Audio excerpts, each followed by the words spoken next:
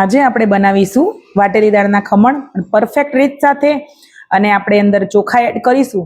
આ એક secret tricks છે, હું તમને વિડીયોમાં બતાવીશ કે આપણા વાટેલી દાળના ખમણ એકદમ સુરતી સ્ટાઇલ બનીને તૈયાર થશે. તો પૂરો વિડીયો જોજો.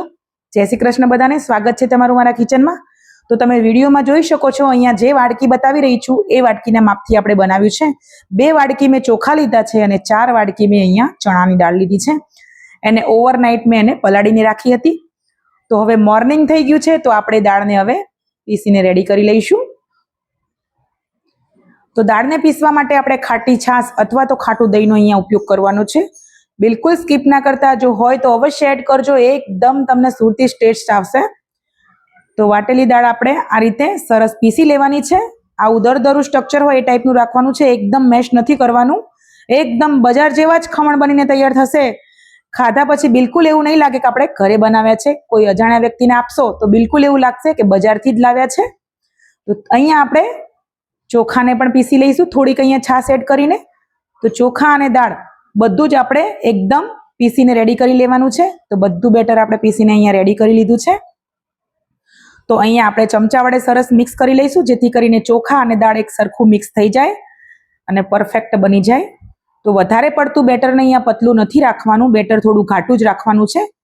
તો ટેસ્ટ પ્રમાણે મીઠું અને ચોથા ભાગની આપણે હળદર લેવાની છે, 1/4 ટીસ્પૂન. તો આપણે હળદર એડ કરી લીધી છે અને હવે સરસ રીતે આપણે હળદર અને મીઠાને બેટરમાં સરસ મિક્સ કરી લઈશું. આપણે બેટરને બનાવી અને આવી રીતે મીઠું અને થોડુંક હળદર એડ કરવાથી આથો બહુ જ સરસ આવે છે અને ઝડપથી આવી જાય છે, ને એકદમ બજાર જેવો આથો બનીને તૈયાર થાય છે. તો જનરલી આપણે આથો આવ્યા પછી હળદર ને મીઠું એડ કરતા હોઈએ છીએ, પણ આપણે થોડુંક અત્યારે એડ કરી દેવાનું અને થોડુંક આથો આવ્યા પછી એડ કરવાનું. તો સરસ આપણે હવે પાણી ઉકળવા મૂકી દઈશું ગેસ ઉપર ઢોકળા માટે, ખમણ માટે. અને અહીંયા આદુ અને મરચાંને પીસીને રેડી કરીશું. તો આદુ મરચાં આપણે પીસીને રેડી કરી લેવાના છે. અહીંયા આ રીતે આપણે બનાવીએ તો પરફેક્ટ બને છે અને કલર અને ટેસ્ટ ખૂબ જ સરસ આવે છે. તો આદુ મરચાં સરસ આપણા પીસાઈ ગયા છે. તો આપણે આપણી પ્લેટ છે એને થોડું થોડું ઓઇલ લગાવી લઈએ, જેથી કરીને ઢોકળા આપણા આસાનીથી નીકળી જાય. તો બંને પ્લેટમાં આપણે ઓઇલ લગાવીને રેડી કરી લેવાનું છે. ફ્રેન્ડ્સ, તમને મારા વિડીયો પસંદ આવતા હોય તો વિડીયોને લાઇક કરજો, ચેનલ ઉપર નવા હોય તો ચેનલને ચોક્કસથી સબસ્ક્રાઇબ કરજો અને શેર પણ કરી દેજો. નવી અવનવી રેસીપી જોવા માટે મારી સાથે બન્યા રહેજો. તો જો આપણે ઓવરનાઇટ સરસ આથો આવવા દીધો છે, તો જો એકદમ જાળી પડે છે ને એકદમ સ્મૂથ બનીને તૈયાર થઈ ગયું છે. અહીંયા સરસ આથો આવી ગયો છે ને આપણા કલર પણ જુઓ કેટલો સરસ આવ્યો છે. તો આપણે પહેલા પણ બેટરમાં થોડી હળદર એડ કરી હતી ને થોડુંક મીઠું એડ કર્યું હતું. હળદર અને મીઠું એડ કરવાથી આથો ખૂબ જ સરસ આવે છે અને ખમણ ઢોકળા એકદમ સુરતી સ્ટાઇલ બનીને તૈયાર થાય છે. તો અહીંયા આપણે આદુ ને મરચાં પીસીને રાખ્યા હતા એ પણ એડ કરી લઈશું. થોડાક દરદરા આપણે અડધી ચપટી જેટલા આપણે કાળા મરીને એડ કરવાના છે. અહીંયા ફરીથી આપણે થોડીક ચપટી હળદર એડ કરીશું. ટેસ્ટ પ્રમાણે મીઠું એડ કરીશું, ચેક કરી લેવાનું, જો વધારે હોય તો નહીં એડ કરવાનું મીઠું અને હળદર.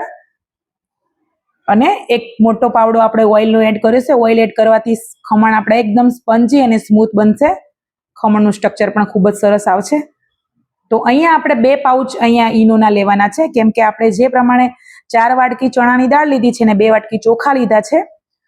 તો અહીંયા 2 આખા પાઉચ આપણે ઈનોના લઈને અને થોડુંક પાણી એડ કરીને ઈનોને એક્ટિવેટ કરી લઈશું અને એક જ ડાયરેક્શનમાં આપણે ફેરવવાનું છે. અને ફટાફટ આપણે જુઓ આ રીતે પ્લેટમાં લઈને ફટાફટ આપણે ખમણ ઢોકળાને વરાળ નીકળતી હોય એવી કન્ડિશન હોય ત્યારે જ આપણે ખમણ ઢોકળા મૂકવાના. જુઓ આ ટાઈપનું હંમેશા આપણે ખમણ ઢોકળા બનાવીએ કે સિમ્પલ ઢોકળા કે ઈદડા બનાવતા હોય, હંમેશા માટે પાણીમાંથી વરાળ નીકળતી હોય ત્યારે જ આપણે મૂકવાના. તો ઢોકળા તમારે ક્યારેય ખરાબ નહીં થાય, એકદમ પરફેક્ટ અને ફૂલેલા સ્પંજી બનશે. તો 12 થી 15 મિનિટ રાખીશું આપણે.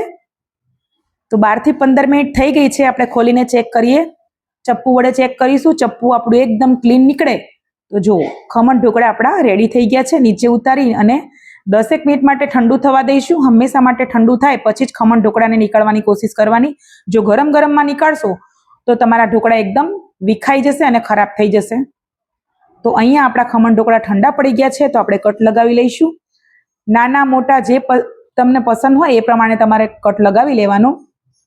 તો આપણે રાઉન્ડ પણ કરી લઈશું, જેથી કરીને ઢોકળા એકદમ આસાનીથી નીકળી જાય. અને આપણે ફરીથી આડો કટ લગાવીશું. તો સરસ આપણે કટ લગાવીને રેડી કરી લીધા છે. તો હું તમને આપણા ખમણ ઢોકળાનું સ્ટ્રક્ચર અને ખમણ ઢોકળા બતાવું. જુઓ, એકદમ જાળીદાર બન્યા છે, બજાર જેવા જ બન્યા છે અને ટેસ્ટમાં પણ બેસ્ટ છે. પહેલા ઘણી વાર મેં બનાવીને રેડી કર્યા છે, તો તમારી સાથે શેર કર્યો છે આના વાટલી દાળના ખમણ. તો જુઓ, એકદમ બજાર જેવા ઢોકળા બનીને તૈયાર થયા છે, સેમ ટેસ્ટ. તો અહીંયા આપણે એનો વઘાર કરવા માટે જરૂરિયાત પ્રમાણે આપણે ઓઇલ લઈ લઈશું. ઓઇલ ગરમ થાય પછી આપણે એમાં રાઈ એડ કરીશું. રાઈ ક્રેકલ થાય પછી આપણે એમાં તલ એડ કરવાના છે. તો આ રીતે સ્ટેપ બાય સ્ટેપ આપણે બનાવીએ તો એકદમ બજાર કરતાં પણ સારા બનીને તૈયાર થાય છે. હંમેશા આપણે વિચારતા હોય કે બજાર જેવું. આપણે પરફેક્ટ રીતથી બનાવીએ તો બજાર કરતાં પણ સારું બનીને ઘરે તૈયાર થાય છે. તો જો આપણે વઘાર રેડી કરી લીધો છે અહીંયા, અને આપણે ઢોકળા ઉપર રેડી દઈશું. તો જુઓ, એકદમ બજાર કરતાં પણ ટેસ્ટી અને હેલ્ધી, કેમ કે ચણાની દાળમાં ખૂબ ભરપૂર માત્રામાં પ્રોટીન હોય છે, ફાઈબર હોય છે. તો પ્રોટીન રીચ ઢોકળા બનીને તૈયાર થઈ ગયા છે. તો આપણે મિક્સ કરી લઈશું. એકવાર આ રીતથી ઢોકળા બનાવજો, ચણાની દાળ અને ચોખા જે પ્રમાણે મેં બનાવ્યું છે એ પ્રમાણે. ચોક્કસથી ક્યારે પણ તમે વાટલી દાળના ઢોકળા બજારથી ક્યારેય નહીં લાવો. ઘરમાં બધા ફેન થઈ જશે તમારા કે મમ્મી ખૂબ જ સરસ, બજાર કરતાં પણ સારા ઢોકળા ઘરે બનાવે છે. તો એકવાર અવશ્ય બનાવજો, ખાજો અને એન્જોય કરજો.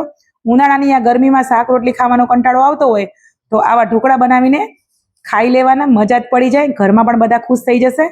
તો મસ્ત મજાના ઢોકળા બનીને તૈયાર થઈ ગયા છે. તો જુઓ, હું ખોઈને ચેક કરીશ.